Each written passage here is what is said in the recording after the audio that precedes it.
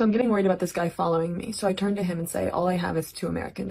And that was true, I actually only had $2 in cash on me at that time. And he keeps repeating this word that I don't understand. Oh, pal. That's what he keeps saying over and over again. So I pull out the $2 and I look at him and I'm like, this is all I have. And he's like, okay. And he gives me the necklace and I give him the $2. And I'm not even sure if he'll leave me alone at this point, but after I buy the necklace, he turns around and starts walking away. So I'm really relieved. Obviously, I look at the necklace, I can barely see it because it's dark. And when I finally get back to the farm, I have dinner and then I go to bed. And while I'm getting ready for bed, I'm emptying my pockets and I look more closely at the necklace. And I realize it's actually really pretty. It's like a white iridescent gem, and I look it up and I realize it's probably an opal, which would make sense because opal sounds a lot like the word the guy kept repeating. So I decide to wear it because I actually really like it, so I put it on and then I go to bed. But in the middle of the night, I wake up to something I'd never experienced before.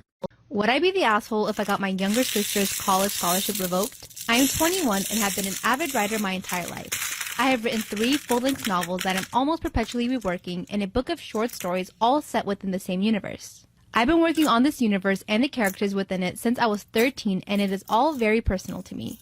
This week, I found out that my younger sister, who is 17, won a massive scholarship by submitting one of my short stories. I would have been upset regardless of which story she'd taken, but she happened to pick one based around my experience feeling othered because of my autism. My sister is not autistic and has actually bullied me in the past for my autistic traits, and so the fact that this was the story she picked to steal from me almost feels like an attack. In addition to submitting the story, she also had to write about what inspired her to write the piece, and even thinking about what she must have made up makes my blood boil. My parents are currently struggling for money, and this scholarship would pay for almost her entire first year. Both my parents know what my little sister did, and they have both asked me to just let it slide because my sister having the scholarship is helping out our family.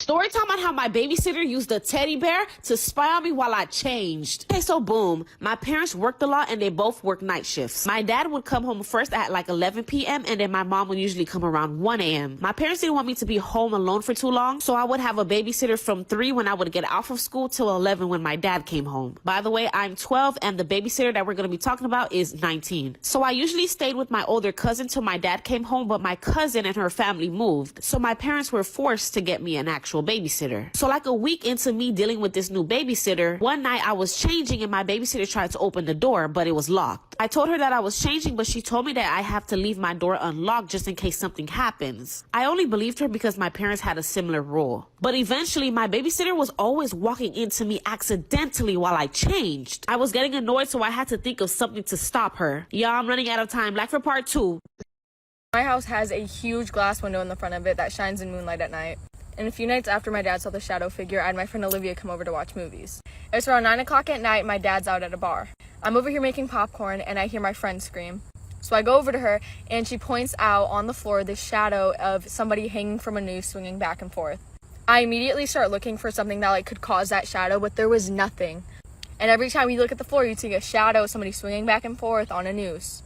So my sister tries to calm us down and takes us down to the basement to watch a movie. Around 5 seconds later, the Alexa went off talking about a murder. So we run upstairs, we lock my door, and we just sit in there. My dad eventually got home, so we calmed down and we tried to go to bed. But around 3 hours later, my dog, who never barks, started barking at the wall.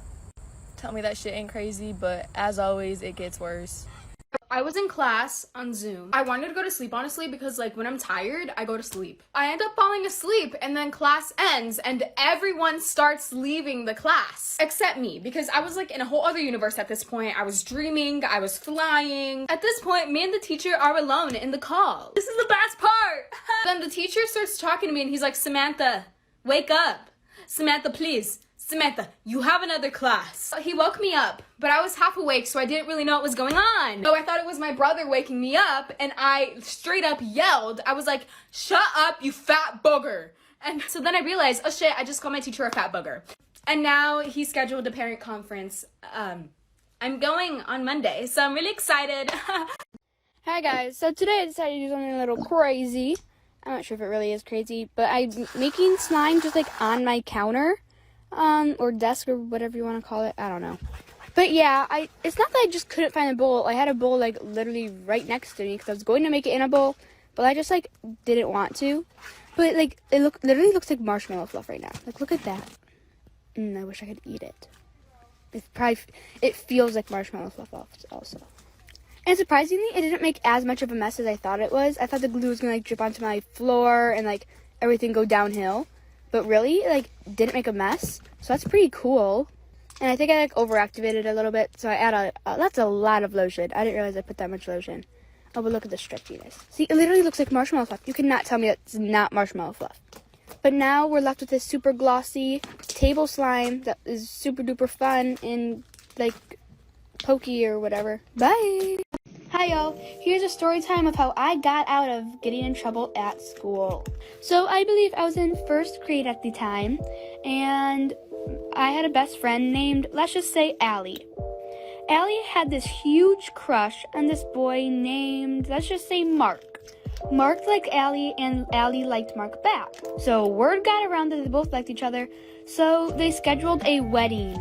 At the time, the whole grade was all obsessed with marrying each other and crushes and dating, but I was not really into that. I was more into sports and my grades, so I thought that this was kind of a crazy idea. So Allie comes up to me, tells me that she's getting married, and she invited me to her wedding. I thought this was absolutely nuts since I knew this relationship was not going to go anywhere, but I still said yes that I would go because, once again, it's my best friend. So the day comes, Allie wears a dress and heels to school, so, she would look like a bride. I honestly forgot what Mark was wearing, but it was probably not groomly at all.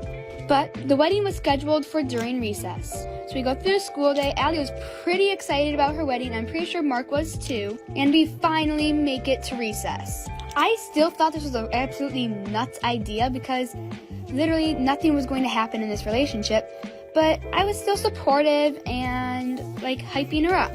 So we go out to recess and they have the wedding. It was kind of behind the play structure, so it was kind of hidden so the new neighbors wouldn't see. So I went over there for 2 minutes, but then I just thought this was absolutely horrible and boring, so I just left. But then once again, word got around and the lunch lady came. The lunch lady made all of them go down to the principal's office, and they all got in huge trouble for this. While I was just sitting on the slide laughing because I knew I got out of trouble. I called the cops on my mom. Story time. When I was younger, about 7 or 8, I had a huge obsession with soda. Do you guys call it soda or pop? I say soda because that's definitely the correct way to say it. So one day in the morning when I woke up for breakfast, there was nothing to drink except for soda. But instead of giving me soda, my mom had poured me a glass of water. Who drinks water? So then I was like, do I have to drink water? Can I get some soda, please? And she was like, it's way too early for soda. You can drink some water, boy. So then I was like, I'm not drinking water. I don't want to drink water. And then she was like, if you don't sit your butt down, you're going to be drinking this belt. So then I said, I'm not drinking this water. And I threw the cup of water all over the table and it got in everybody's breakfast. And my mom was like, and I ran. I just ran. I grabbed the phone and I ran into the bathroom and I locked myself in the bathroom. And then I proceeded to call the cops. And when they answered, I told them that my mom was trying to kill me. And then the cops actually came. My mom had to explain the situation. The cop and I had a very long talk. And then when he left, my mom whooped my... I'm a 32-year-old woman who can never go back to my new dentist after 2 visits because I'm an idiot. My dentist is a very nice and professional man.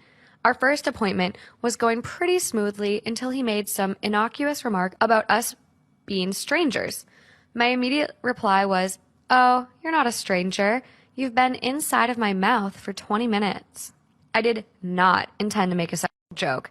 His face turned red, and he was clearly embarrassed, but continued on like a true professional. And we were probably both relieved when the appointment was over. I had my second dentist appointment today. I actually mentally prepared myself to be a model patient who didn't say anything weird. He had been working in my mouth for about 5 minutes when he started to seem really uncomfortable or something. His face was red, and he was breathing a little heavier. I was a bit concerned and also confused. How could I have embarrassed him this time? I had hardly spoken.